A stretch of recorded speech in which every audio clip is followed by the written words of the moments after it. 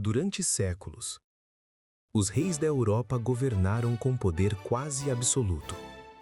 Eles acreditavam que sua autoridade vinha diretamente de Deus. Questionar um rei era quase o mesmo que desafiar o próprio céu. Mas, no século XVII, algo extraordinário aconteceu na Inglaterra. Um rei foi levado a julgamento, condenado e executado diante de uma multidão. Um acontecimento tão radical que abalou toda a estrutura política da Europa. Esse evento foi parte de um processo muito maior, conhecido hoje como a Revolução Inglesa. Uma série de conflitos políticos, religiosos e sociais que transformariam para sempre a relação entre governantes e governados. Para entender essa revolução, precisamos voltar no tempo. Voltar ao início do século XVII, quando a Inglaterra era governada pela dinastia Stuart. O primeiro rei dessa dinastia foi James I of England. Ele acreditava firmemente na ideia do direito divino dos reis. Segundo essa visão, o rei era escolhido por Deus e, portanto, não deveria ser limitado por nenhum parlamento. Esse pensamento criaria um conflito crescente entre a monarquia e o parlamento inglês. Quando seu filho Charles I of England assumiu o trono, essas tensões se intensificaram dramaticamente.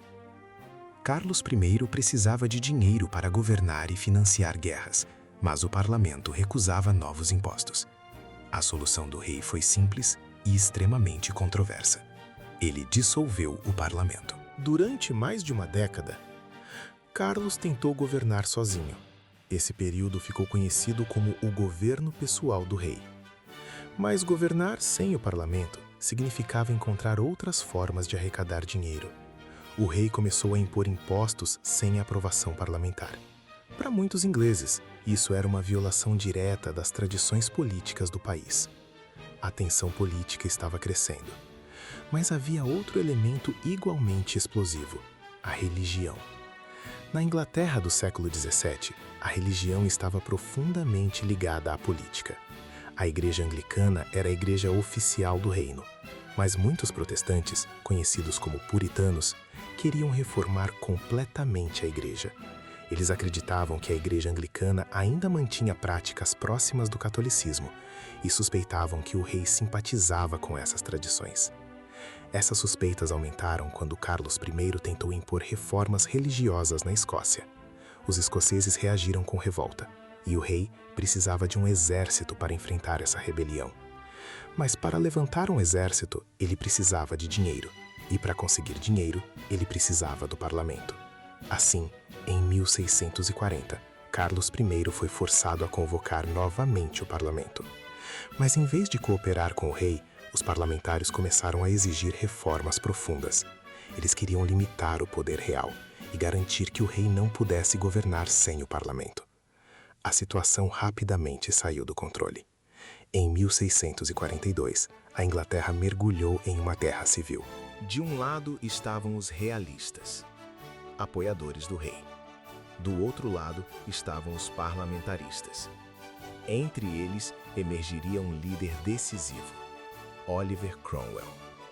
Cromwell era um parlamentar puritano, profundamente religioso e extremamente disciplinado. Ele ajudou a criar um novo tipo de exército, o famoso New Model Army. Esse exército era diferente dos exércitos tradicionais da época. Os soldados eram escolhidos por mérito, treinados de forma rigorosa e motivados por uma forte convicção religiosa. Com essa força militar, os parlamentaristas começaram a vencer batalhas decisivas. Gradualmente, o poder do rei começou a desmoronar. Em 1646, Carlos I foi capturado. Mas o que aconteceria depois foi algo sem precedentes na história europeia. O rei foi levado a julgamento. Um tribunal especial foi criado para acusar o monarca de traição contra seu próprio povo. Carlos I se recusou a reconhecer a legitimidade do tribunal. Para ele, nenhum tribunal tinha autoridade para julgar um rei. Mas o processo continuou, e em janeiro de 1649, a sentença foi anunciada. culpado. Poucos dias depois, Carlos I foi levado ao cadafalso diante de uma multidão silenciosa. A lâmina caiu. Pela primeira vez na história moderna, um rei europeu havia sido executado por ordem de seu próprio governo. A monarquia foi abolida e a Inglaterra tornou-se uma república. Esse novo regime ficou conhecido como Commonwealth, mas a estabilidade política ainda estava distante. Gradualmente, Oliver Cromwell consolidou o poder em suas mãos. Em 1653, ele assumiu o título de Lorde Protetor da Inglaterra. Embora o país fosse oficialmente uma república, na prática Cromwell governava com autoridade quase absoluta. Seu governo foi marcado por disciplina rigorosa, forte moral religiosa e controle político centralizado. Após sua morte em 1658, o regime começou a enfraquecer rapidamente. Sem a liderança de Cromwell, o país mergulhou novamente na instabilidade. Em 1660, a monarquia foi restaurada. O filho do rei executado, Charles II of England, retornou ao trono. Mas a história ainda não havia terminado. Algumas décadas depois, um novo conflito político surgiria. O novo rei, James II of England, era católico e muitos ingleses temiam o retorno do absolutismo e da influência católica. Em 1688, o parlamento tomou uma decisão dramática. Convidou William III of England para invadir o país e assumir o trono. James II fugiu da Inglaterra. Quase sem derramamento de sangue, o poder mudou de mãos. Esse evento ficou conhecido como a Revolução Gloriosa. Em 1689, um documento histórico foi aprovado, o Bill of Rights. Esse documento limitava o poder do rei e garantia a autoridade do parlamento. A Inglaterra agora tinha algo novo, uma monarquia constitucional. O rei ainda governava, mas não podia governar sozinho. O poder agora precisava do parlamento. Essa mudança transformaria não apenas a Inglaterra, mas todo o futuro da política moderna.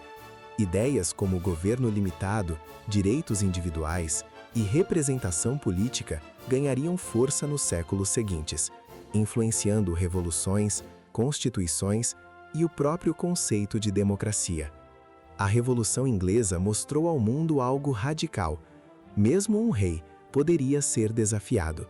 E o poder político não precisava vir apenas do trono, mas também do povo. Se você chegou até aqui, provavelmente percebeu que a Revolução Inglesa não foi apenas uma guerra, foi o nascimento de uma nova ideia de poder.